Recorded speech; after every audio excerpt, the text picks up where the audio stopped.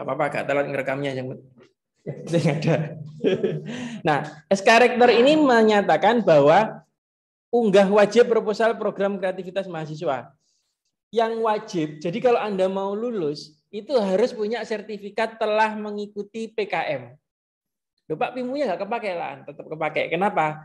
Karena semua yang dikirimkan di PIMU nanti akan dikirimkan ke PKM, tergantung dari kuotanya. Kuotanya berapa nanti di belakang dijelaskan. Ya.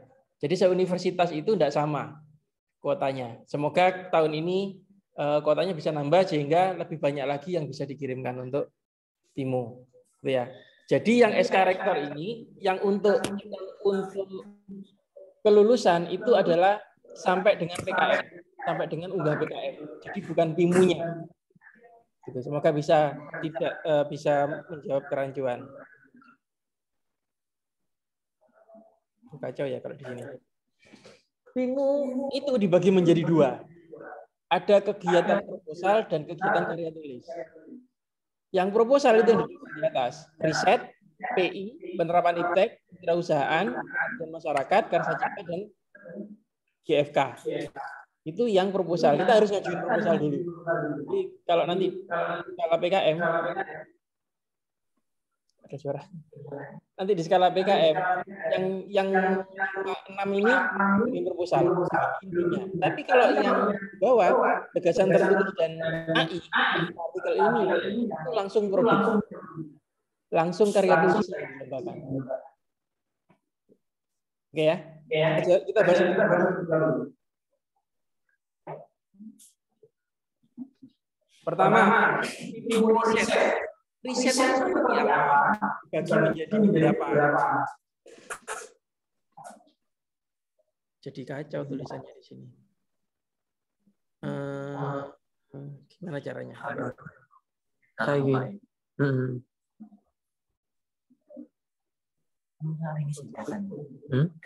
Data apa? Yang pertama dibagi berdasarkan bidang kajiannya. Ada riset eksakta, ada riset sosial, ada riset humaniora. Ada riset humaniora. Nah, Anda ini sebetulnya lebih cocok di riset yang mana? Eksakta, sosial, humaniora. Cocok yang mana? Bidang Anda ini bidang apa sih?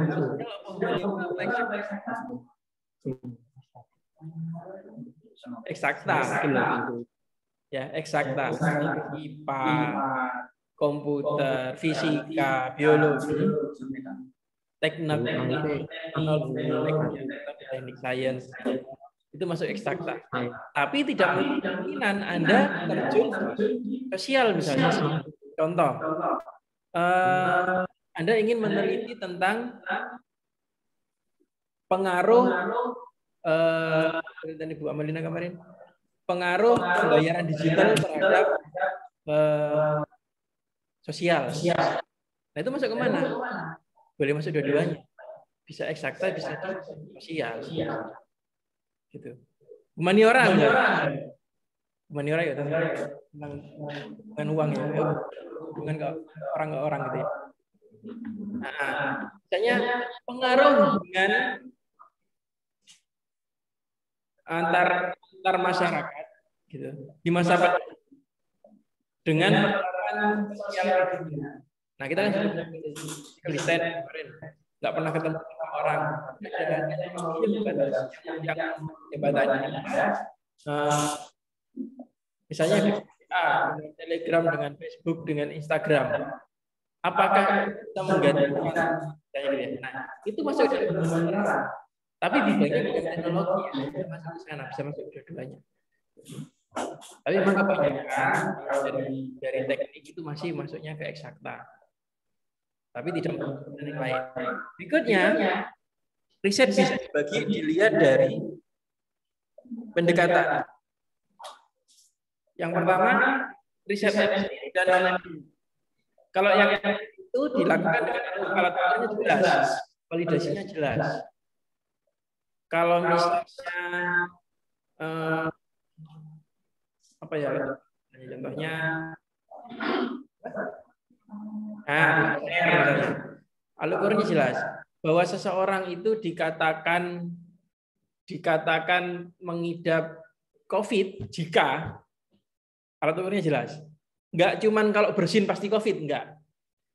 Kalau bersin disertai ini, kemudian menggunakan tes PCR, swab dan lain sebagainya. Al-Qur'annya jelas itu riset empirik. Dengan yang non empirik itu enggak jelas. Alat ukurnya enggak jelas. Jadi lebih ke subjektivitas pendapat. Ini riset yang non empirik. Jadi riset saya ulangi, yang tadi berdasarkan bidang kajian ada kalau pengen yang riset silakan dipilih antara itu atau riset yang tergolong empiris atau non empirik. Tapi kalau yang harusnya Anda masuk empiris. Karena teknik fakultas teknik. Ini PIMU riset. Pertanyaan dulu. Saya bingung, Pak. Bingungnya apa? Ya itu saya bingung apa kita. Berarti tidak bingung gitu. Saya mau bingung mau nanya apa. Berarti nggak ada pertanyaan. Kita lanjut dulu. Berusaha.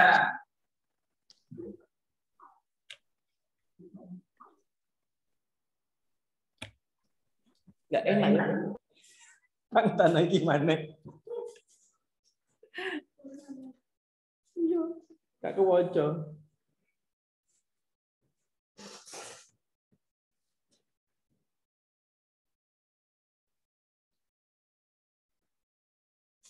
Sebentar ya.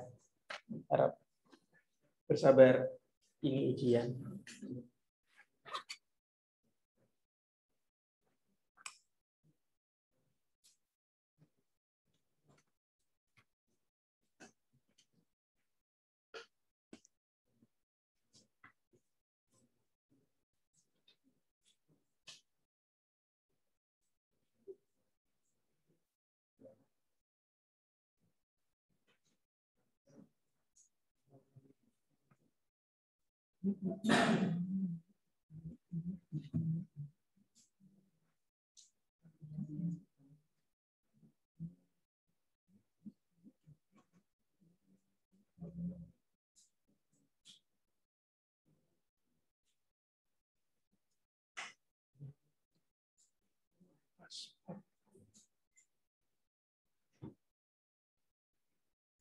PKM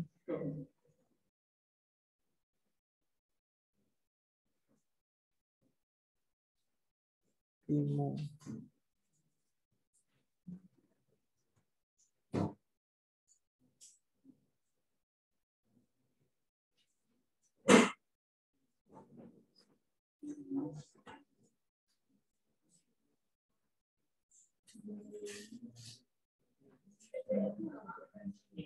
Oke.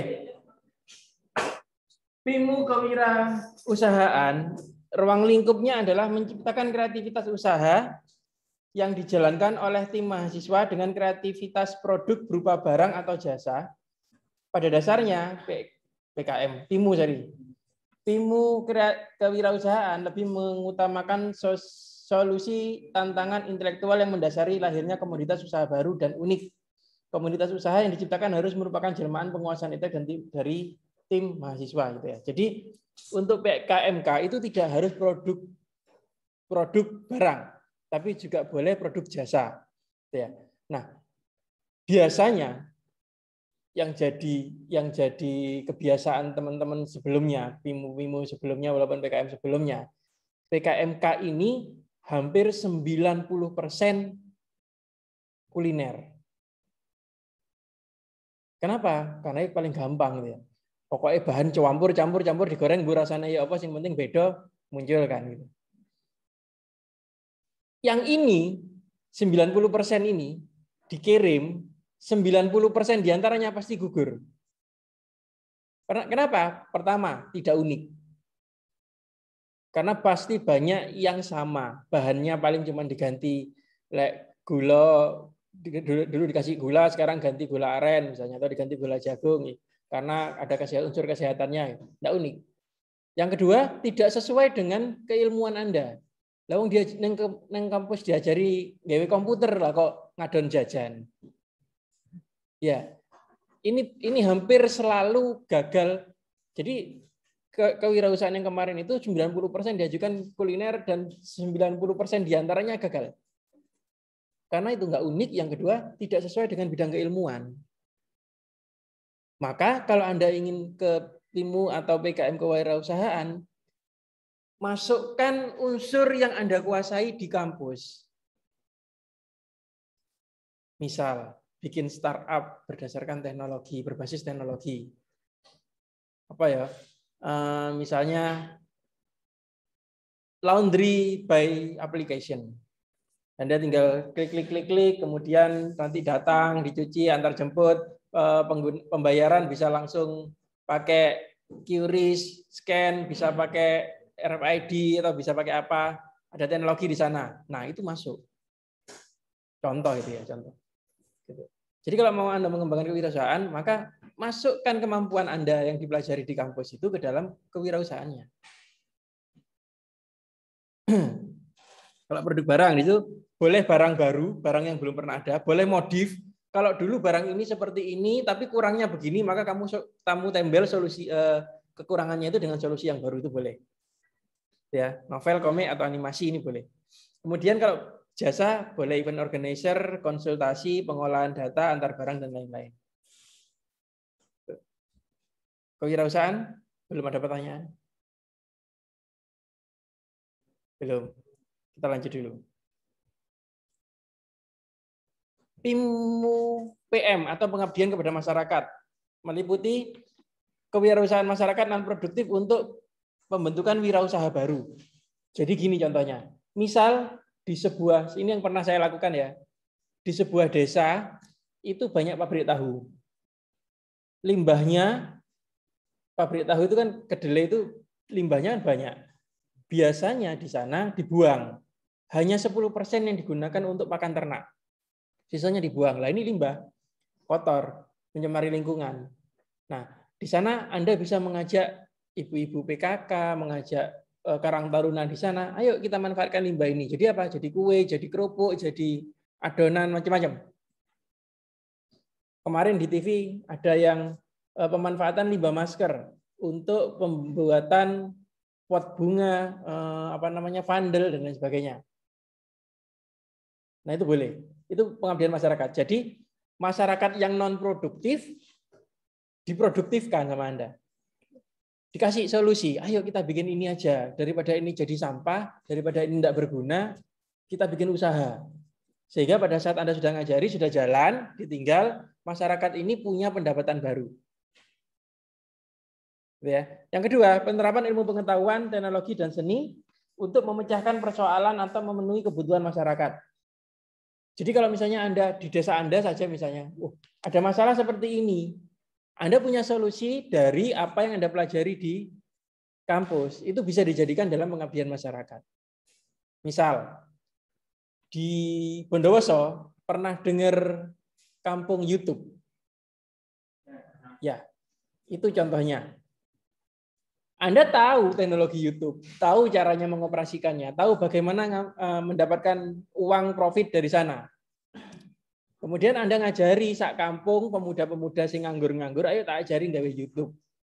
Kemudian Anda mengusulkan kepada kepala desa untuk mengadakan solusi WiFi gratis. Boleh seperti itu. Itu pengabdian masyarakat. Yang ketiga, pemberdayaan masyarakat untuk meningkatkan kualitas kehidupan masyarakat atau lingkungan. Sama ini ya, hampir sama dengan yang pertama. Jadi masyarakat yang kurang produktif dibuat untuk lebih berdaya. Atau pengabdian masyarakat bentuk lain. Intinya Anda mencurahkan kemampuan Anda, pengetahuan Anda, skill Anda untuk mengatasi masalah yang ada di masyarakat. Itu masuk ke dalam pengabdian masyarakat. Dananya dari mana Pak? Ya nanti. Yang penting idenya masukkan dulu. Pada saat nanti Anda menang, Anda dapat dana. Untuk yang di PIMU ini mungkin hadiahnya masih belum untuk bisa untuk modal ininya. Tapi kalau sudah masuk ke PKM dan lolos pendanaan, maka Anda paling tidak dapat sekitar 20 juta minimal. 20 juta. Kalau 20 juta digunakan untuk ngajari YouTube karo bikin wifi gratis kan lebih dari cukup. Belum lagi perjalanan Anda ke sana dibayari dari dana itu. Makannya di sana dibayari, yang penting laporannya jelas. Gitu ya. Next. PIMU-PI atau penerapan IPTEK. Memberikan bantuan IPTEK kepada mitra usaha sebagai bentuk solusi atas kebutuhan atau permasalahan prioritas mitra yang teridentifikasi di saat mahasiswa dan mitra bertukar pikiran. Meliputi aspek sumber daya, manusia, bahan baku, proses, peralatan produksi, kesehatan, keamanan lingkungan, desain kemasan, manajemen, promosi, dan pemasaran produk, status usaha, dan perlindungan hak cipta. Itu contohnya ya, yang di bawah. Jadi penerapan IPTEK ini sebetulnya mirip-mirip dengan yang tadi. Anda punya solusi, ide dari kemampuan Anda mengelola IPTEK, itu bisa masuk ke PI. Artinya gini, Anda punya satu judul, itu bisa masuk ke mana-mana. Bisa masuk ke skema mana-mana. Nah, apa bedanya Pak? Yang disoroti ya beda. Misal, kalau pengabdian masyarakat tadi kan ada penerapan IPTEK Pak, pakai YouTube, pakai WiFi. Iya, tapi yang disoroti adalah pengabdian kepada masyarakatnya. Bahwa saya itu mengabdikan bakti kemampuan saya untuk masyarakat, itu yang diceritakan. Sedangkan kalau penerapan IPTEK yang diceritakan ada teknologinya.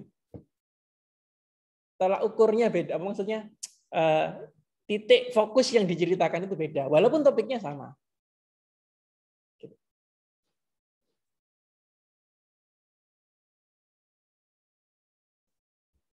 Lanjut.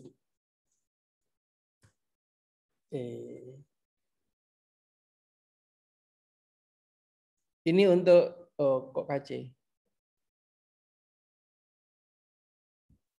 Ini sebetulnya ada belakangnya ya. Saya bacakan aja. PIMU KC atau Karsa Cipta. Sumber inspirasi dalam PIMU KC antara lain: 1. Hasil riset yang baru sampai tahap desain teknis dan belum menghasilkan prototipe atau lainnya yang siap diuji coba. Nah, KC ini fungsinya adalah merealisasikan penelitian yang masih belum punya prototipe. Contohnya apa ya? Saya punya penelitian secara penelitian apa yang bisa dicontohkan ya?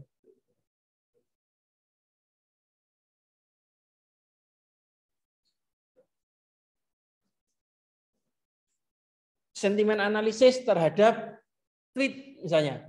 Saya punya penelitian sentimen analisis terhadap tweet. Tweetnya apa? Oh macam-macam. Bisa tweet tentang pandemi, bisa tweet tentang pembatasan apa itu PKKM ya? PKMM apa? Pembatasan sosial PSBB, sorry, jatuh namanya PSBB. Apa sih pendapat masyarakat terhadap PSBB? Kemudian ada penelitian menyatakan bahwa lebih banyak sentimen negatifnya daripada positifnya. Nah, itu penelitiannya kita belum punya aplikasinya, cuma datanya dihitung secara manual. Kemudian Anda buatkan sebuah aplikasi prototipe yang secara otomatis menghitung data apapun yang bisa masuk, misalnya tweet apapun yang bisa dimasuk. Jadi aplikasinya nanti bisa ngambil tweet sendiri otomatis, kemudian mengolah, kemudian menyajikan dalam bentuk informasi yang berguna. Ini KC. Yang kedua, solusi atas persoalan, kebutuhan atau tantangan yang dihadapi masyarakat, pemerintah maupun dunia usaha jika tidak ditemukan hasil riset yang dapat dijadikan dasar kegiatan PIMU KC, maka riset aplikatif yang menghasilkan produk fungsional disetarakan dengan PIMU KC. Jadi ada masalah, belum ada solusinya, Anda kasih solusi. Di bidang apa? Di bidang yang tadi, masyarakat, pemerintah maupun dunia usaha.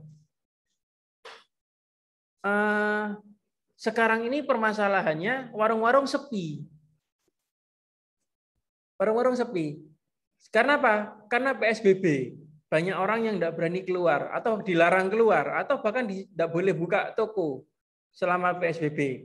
Hanya boleh buka toko sampai maghrib saja. Padahal pasar terbesar adalah pada saat malam misalnya. Solusinya bagaimana? Oh, Anda ajari jualan online. Misal, bagaimana jualan online yang efektif. Yang bahkan sebetulnya penghasilannya bisa lebih dari jualan offline. Ini KC. Gitu. Terakhir, pengembangan atau penyempurnaan fungsi produk yang ada dengan tetap memperhatikan kaidah-kaidah keilmuan yang relevan dengan menunjukkan di mana letak perbedaannya. Jadi kalau ini ada produk tapi punya kelemahan, Anda perbaiki. Sama kayak tadi. Cuman ini bentuknya harus produk jadi.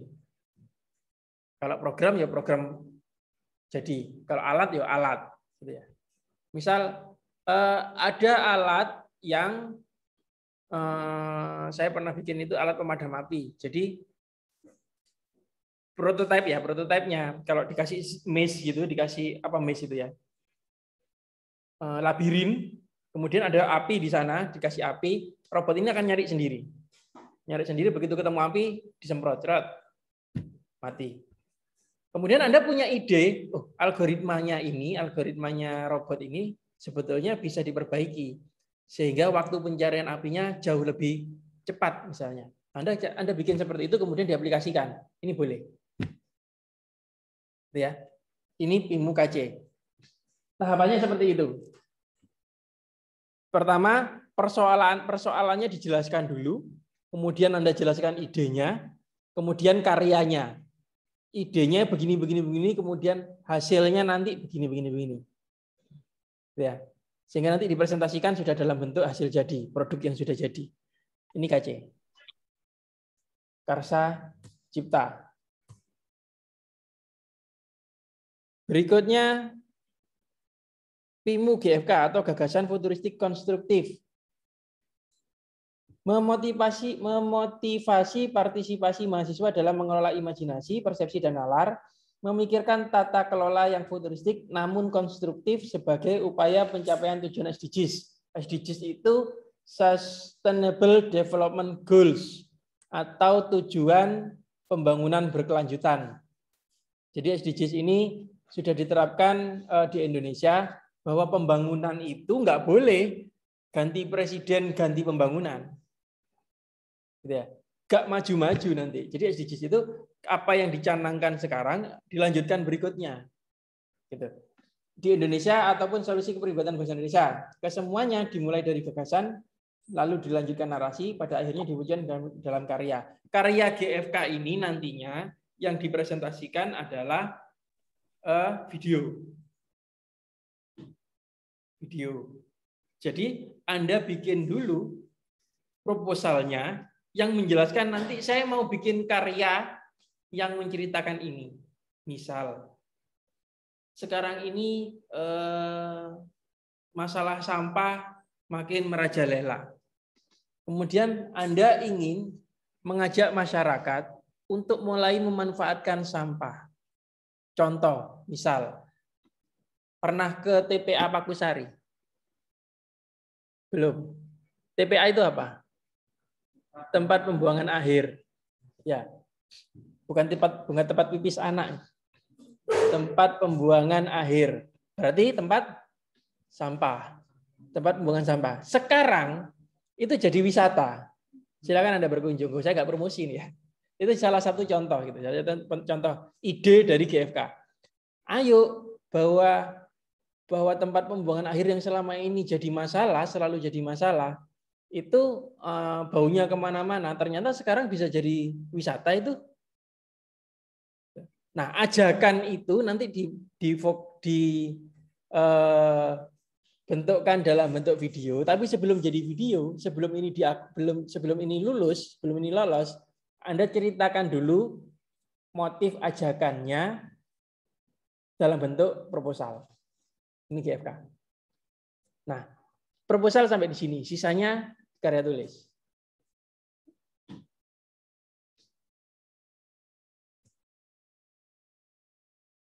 Ini yang banyak.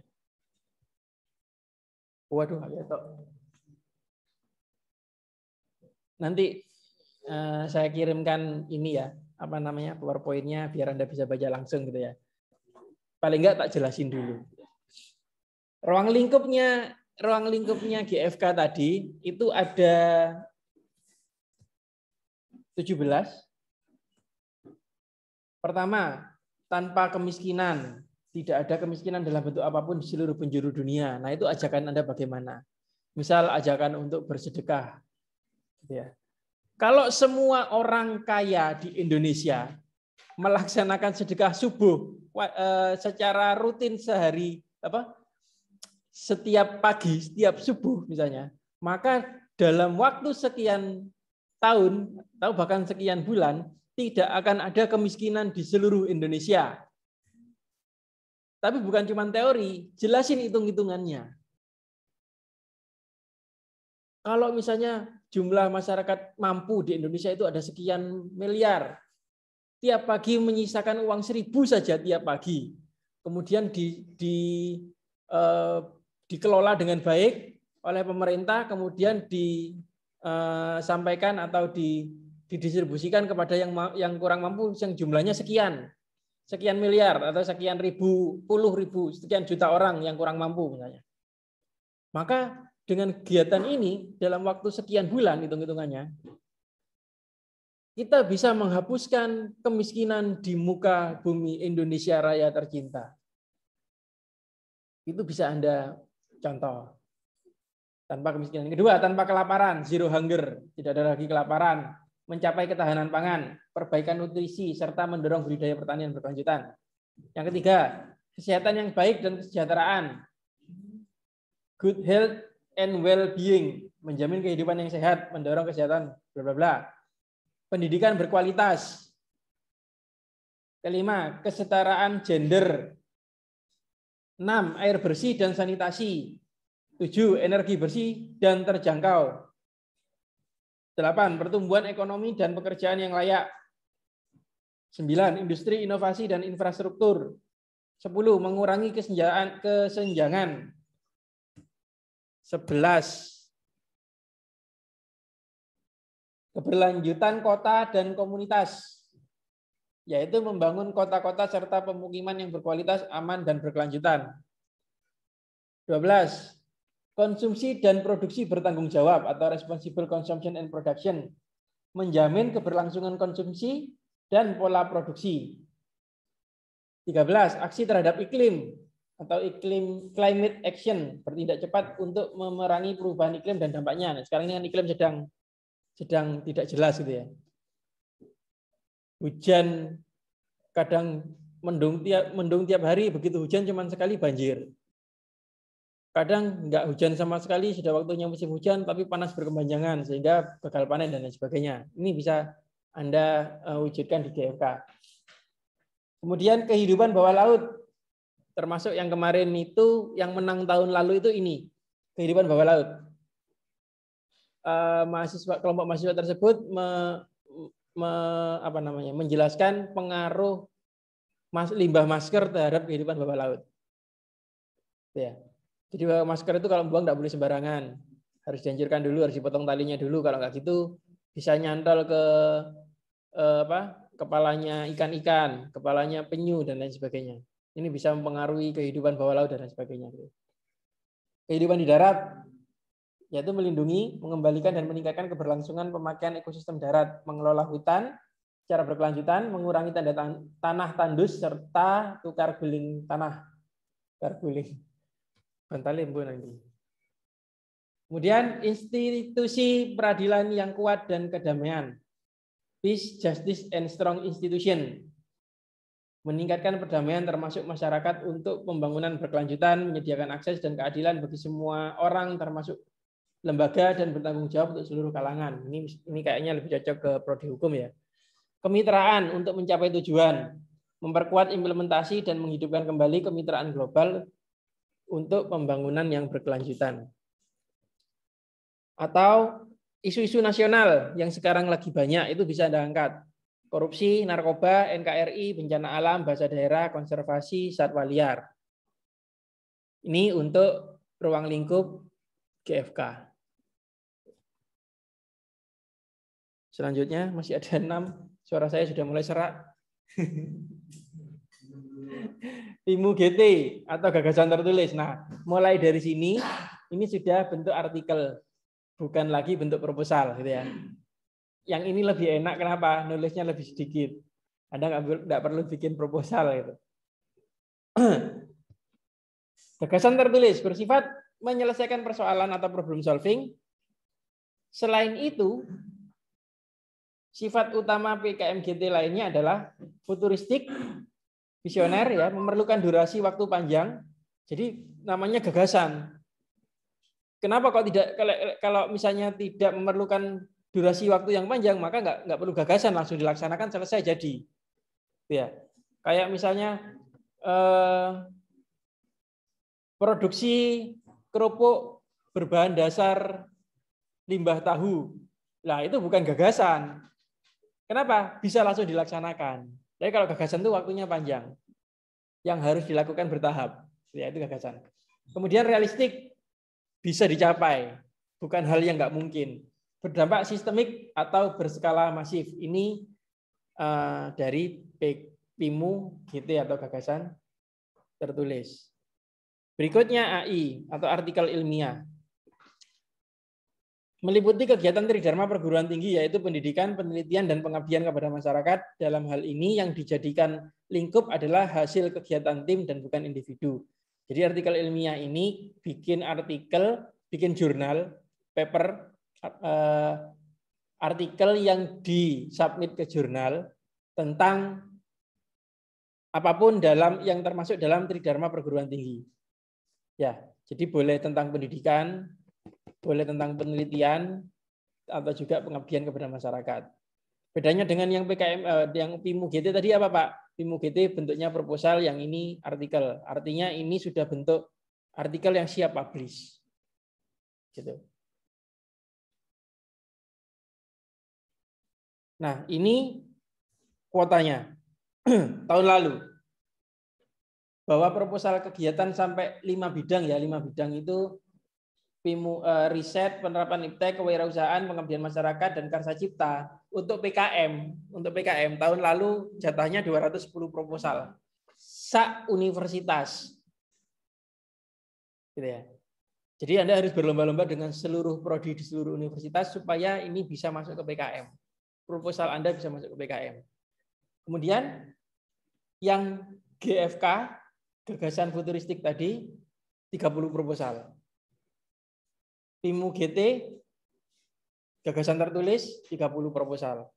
Dan PIMU AI, 30 proposal. Oh, maaf, yang ini PKM ya, jatah PKM. Kalau yang PIMU tidak ada batasan. Semuanya boleh, tidak dibatasi. Tapi tetap diambil 3 terbaik nanti untuk masuk ke fakultas. Di fakultas diambil 3 terbaik untuk bisa masuk ke universitas. Gitu.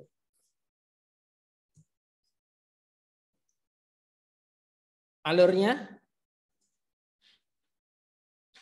ini mengikuti PIMU tingkat prodi, juara 1, 2, 3 dikirim ke fakultas, mengikuti PIMU tingkat fakultas, juara 1, 3 masuk ke PIMU tingkat universitas, kemudian nanti insya Allah akan ada pameran PIMU. Jadi karya Anda yang berhasil lolos sampai ke universitas itu nanti dipajang. Saya belum tahu nanti dipajangnya di mana, apakah dipajang secara offline. Saya masih berusaha untuk minta izin ke hall gedung A, agar poster Anda nanti bisa nampang di sana. Atau bisa jadi pamerannya ini online. Kita bikinkan situs khusus yang untuk dikunjungi gitu ya. Harapan saya nanti dari pameran tersebut kita bisa bikin kompetisi judul terfavorit. Jadi teman-teman Anda bisa dikerahkan untuk like. Untuk like, yang banyak like-nya menang.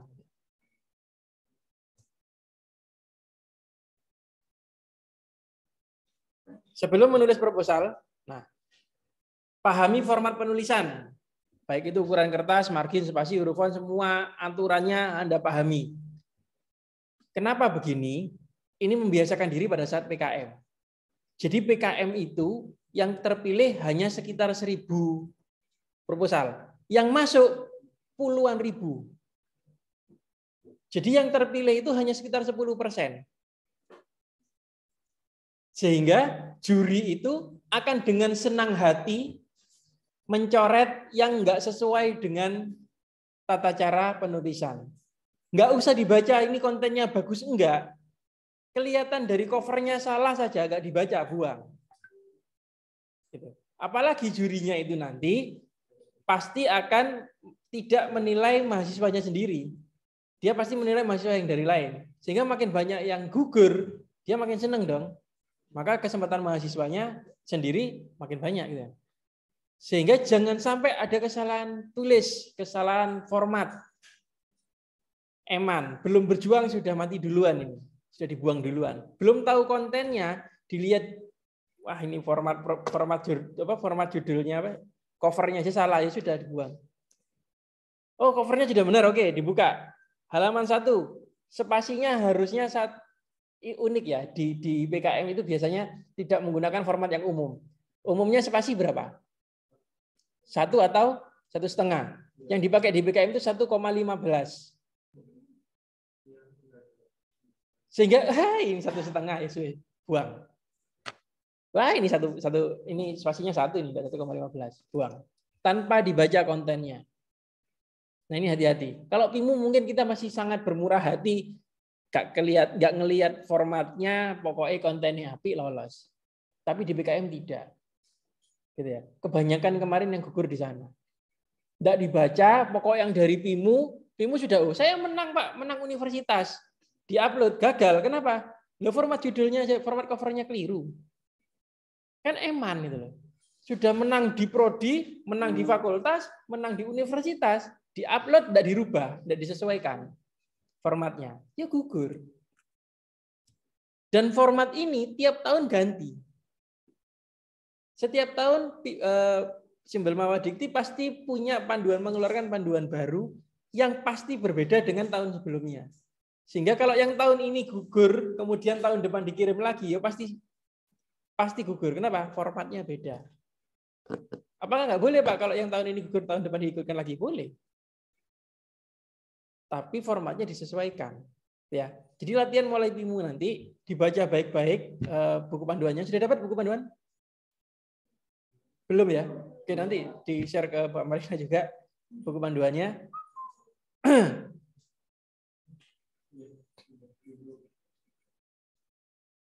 Format itu. Kemudian pahami larangan dalam penulisan. Misal, jumlah halaman maksimal 10 halaman inti.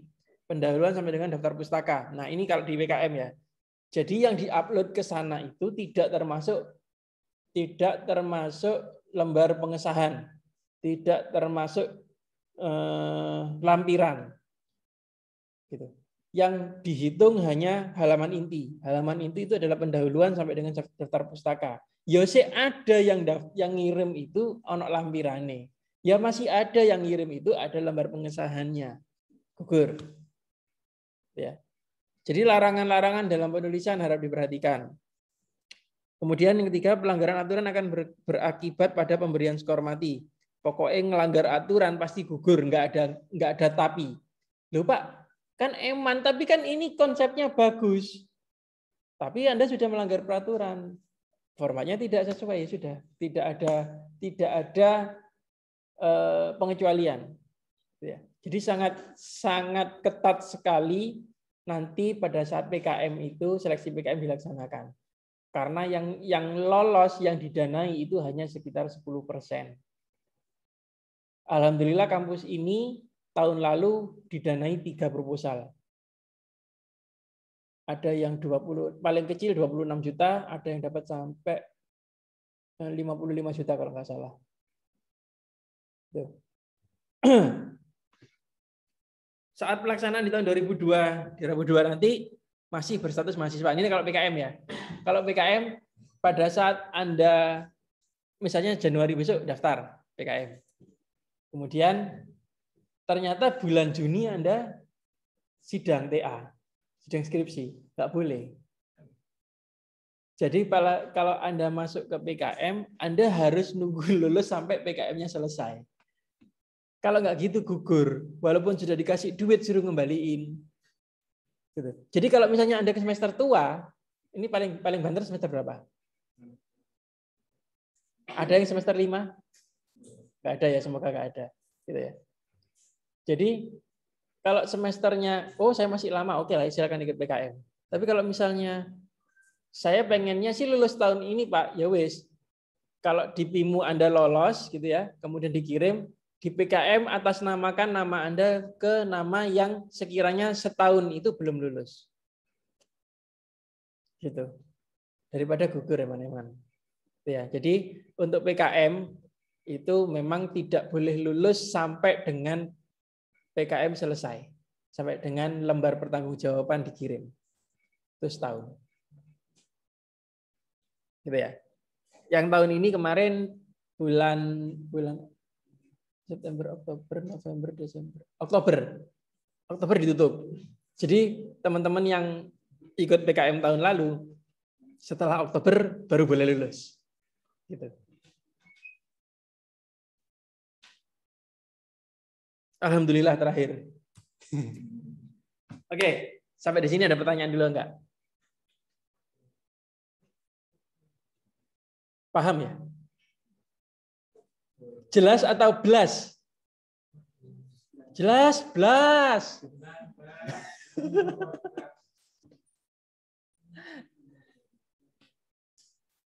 Oke, gitu ya. Sampai sekarang ada pertanyaan dari yang hadir di sini, yang punya judul berapa orang? Tidak punya judul, belum ada judul. Belum ada judul itu judulnya lagi di Alex. Terus siapa Bu?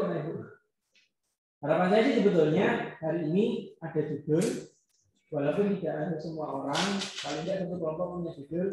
Nah dari judul itu kita pilih sebaiknya kalau begini judulnya nggak gini, harus ini konten yang diutamakan seperti ini, dan sebaiknya menemui Pak ini, Bu ini untuk sebagai pembimbing. Pengennya sih begitu. Besok TI, sekarang ini harapannya seperti itu. Pak, kalau nggak punya judul gimana? Nah, Anda kan sebagai mahasiswa ini harus kritis. Kalau nggak punya judul bagaimana? Silakan Anda pulang ke rumah masing-masing. Kemudian mulai melihat kanan kiri, ada masalah apa di sekitar Anda. Paling nggak nanya, curhatlah sama Pak RT, Pak RW. Pak, selama sampai jaga, ada masalah apa? Saya ini tidak punya uang mas. Ya sudah dulu. Jangan curhat Pak. Ini mas, masyarakat sini ini gini. Oh iya. Nanti dari masalah-masalah itu Anda bisa yang tertarik masalah ini kita diangkat solusinya seperti ini. Kemudian konsultasikan kepada pembimbing. Pak, saya punya masalah ini, pengennya begini, sebaiknya masuk PKM apa? Judulnya apa? Nah, PKM Prodi itu minggu depan sudah dilaksanakan. Jadi waktunya seperti Anda harus segera punya ide.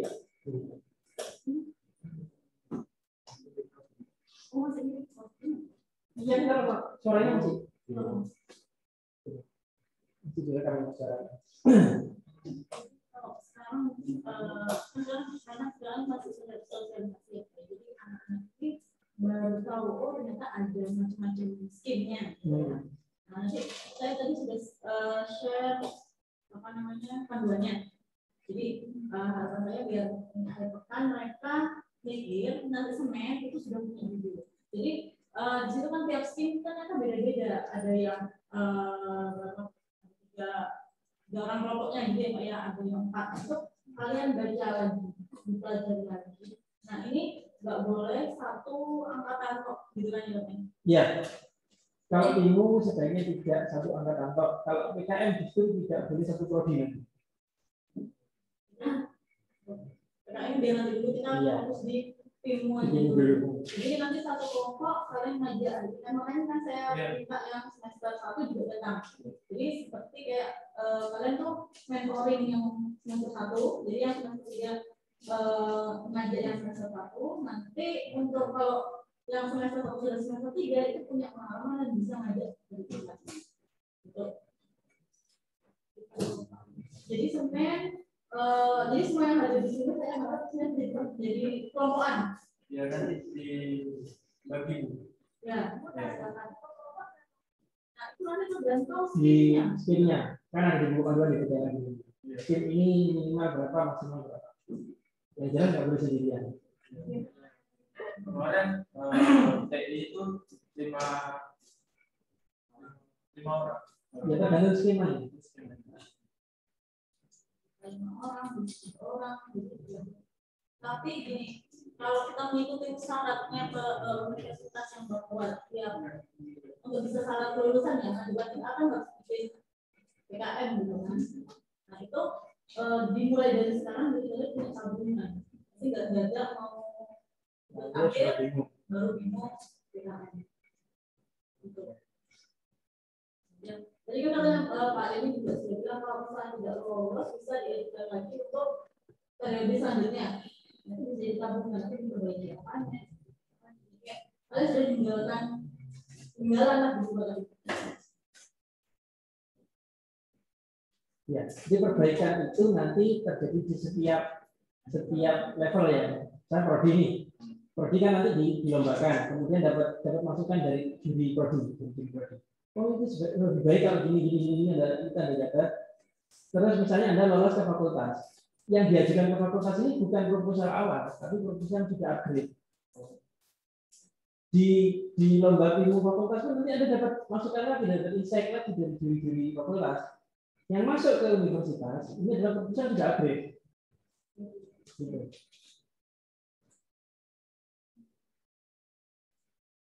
Jadi Semen ya, jadi mulai dari nanti malam Pak, kalian bisa nyari judul, itu saya bikinkan Google Form gitu ya, nanti anggotanya siapa saja, judulnya apa, skipnya masuk di mana, biar nanti bisa dialokasikan ke dosen yang membimbingnya. Iya.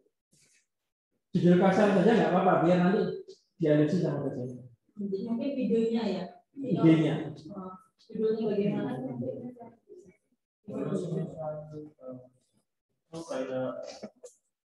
Kayak pendidikan itu. Ngasih pelatihan. Iya. Ya nanti kesehatan.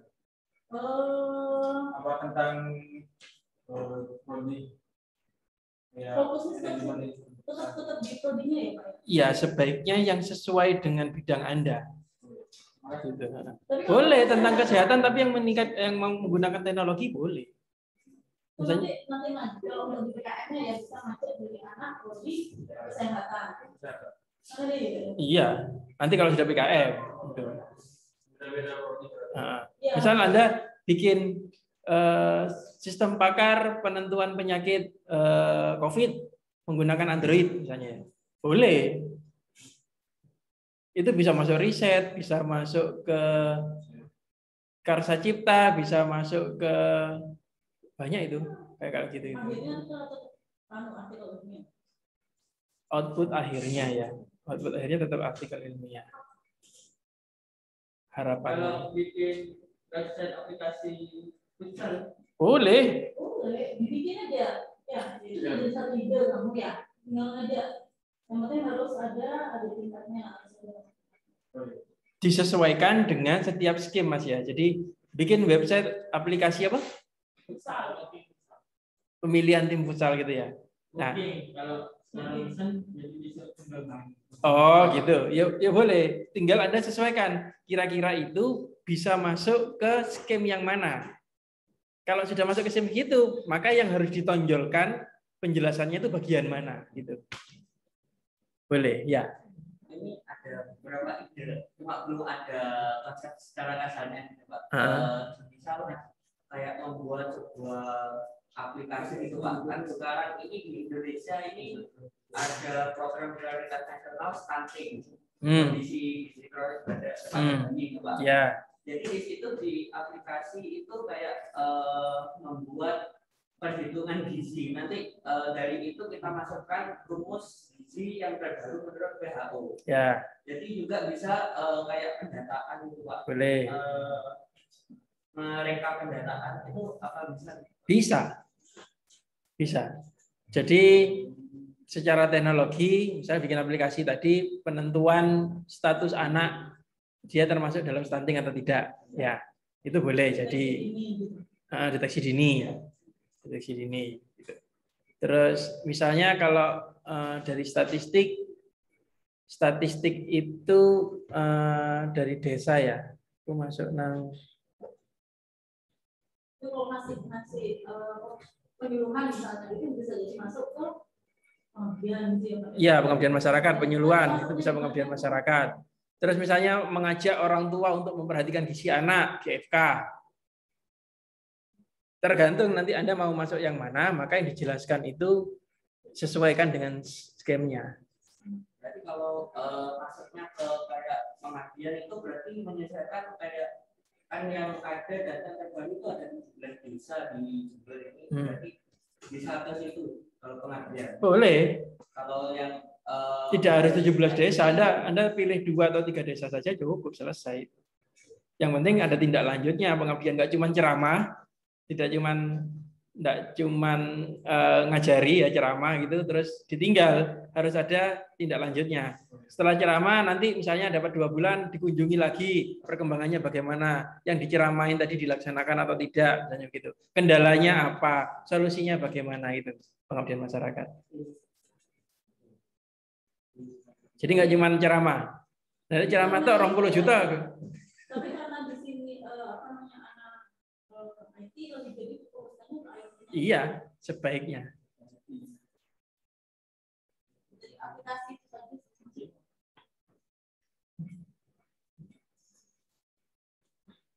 Bikin aplikasi pendataan balita stunting untuk data desa. Bisa. Pengabdian masyarakat itu. Masuk PI, penerapan Iptek, boleh bisa. Boleh juga. Itu. Ya, bisa gitu kan. Jadi nanti yang sosialisasi puskesmasnya ngajari masyarakat untuk input data anaknya. Setelah diinput ternyata ada yang terdeteksi ini stunting, anaknya Pak ini, anaknya Pak ini gitu ya. Puskesmas sudah punya data. Nah, itu pengabdian masyarakat boleh, PI boleh, riset boleh. Ya, ada lagi pertanyaan?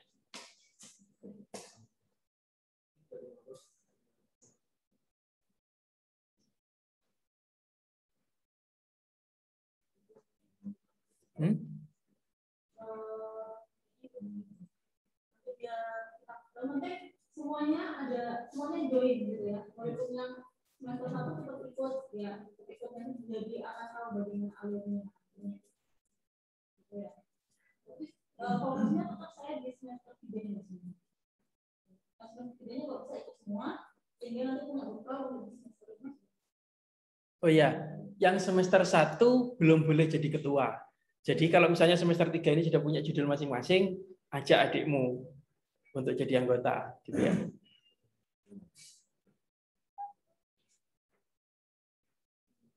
Nah, Bu, ini saya stop ya, Bu.